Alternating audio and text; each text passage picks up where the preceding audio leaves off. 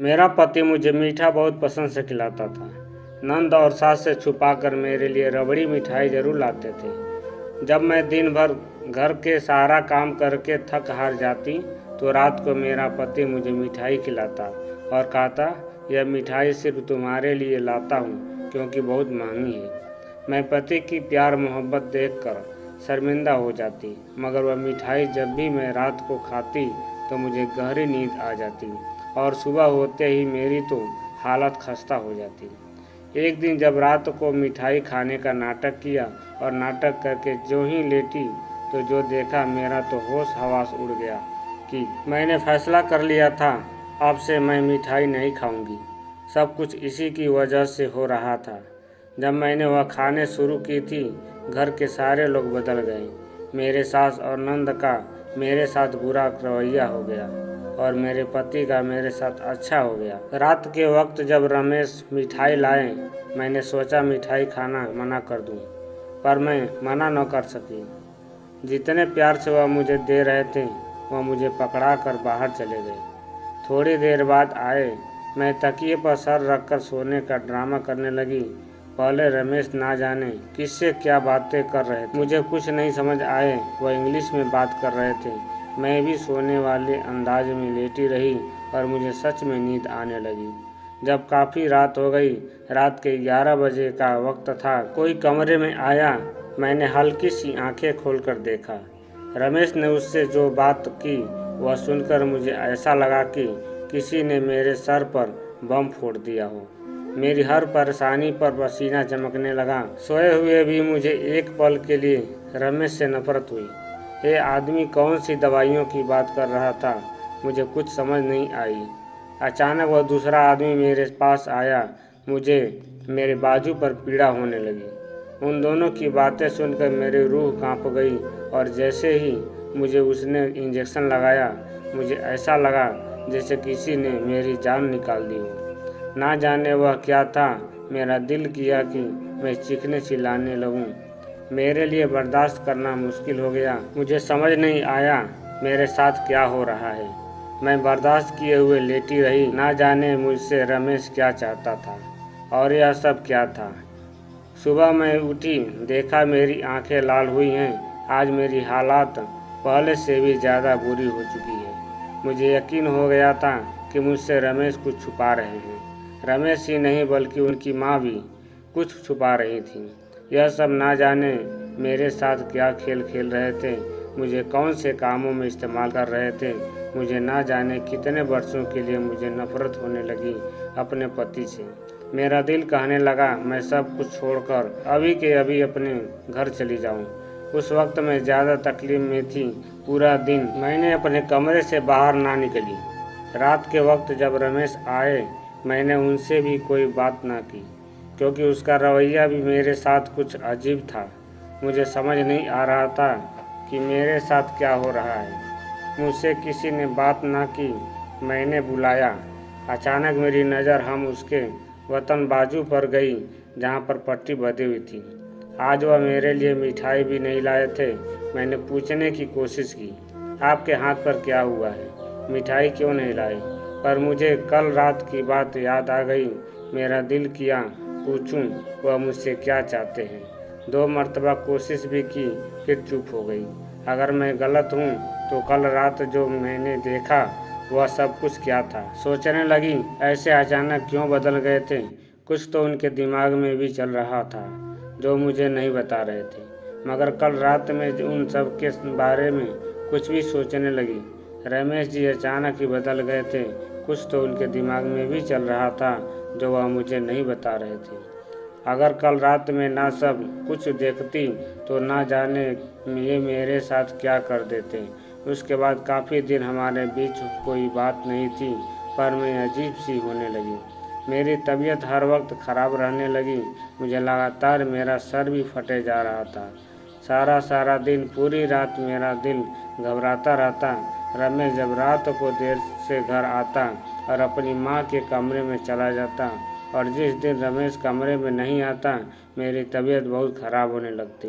जैसे मुझ पर वह लोग कुछ कर रहे हों, ऐसा महसूस होने लगता। आज भी वही काफ़ी रात को मेरे कमरे में आया। रमेश, क्या चाहते हो? आप मुझसे बात क्यों नहीं करते हो? मैं आपसे बात करूं तो जवाब नहीं देते हो। कभी हाल पूछा है मेरा सारा दिन तबीयत कितनी ख़राब होती है। मैंने आज गुस्से में तंग आकर कह दिया। वह मुझे अजीब नज़रों से घूरने लगे। मैं उन्हें देखती गई। वह मुझे बिना जवाब देते ही वहाँ से चले गए।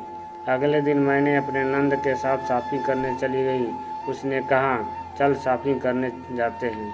हमें भूख लगी तो हम दोनों एक रेस्टोरेंट में चली गईं। मेरी नज़र अचानक से सामने वाले टेबल पर गई।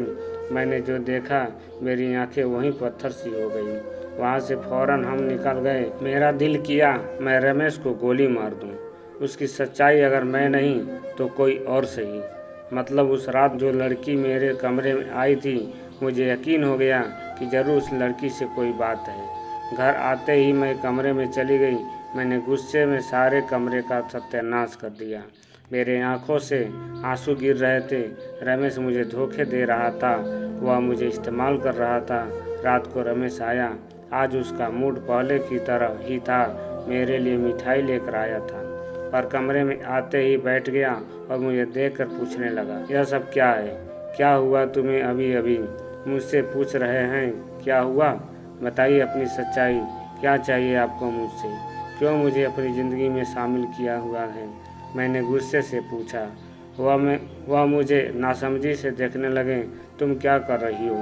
मुझे कुछ समझ नहीं आ रही है। यह कमरा का क्या हाल बनाया हुआ है? आराम से बैठो और बताओ क्या हुआ है। रमेश ने मुझे उठाया। आप उस मिठाई में क्या मिलाकर मुझे खिलाते हो और आप ऐसा क्यों करते हैं? मैंने गुस्से में पूछा। मैं सब कुछ जानना चाहती थी।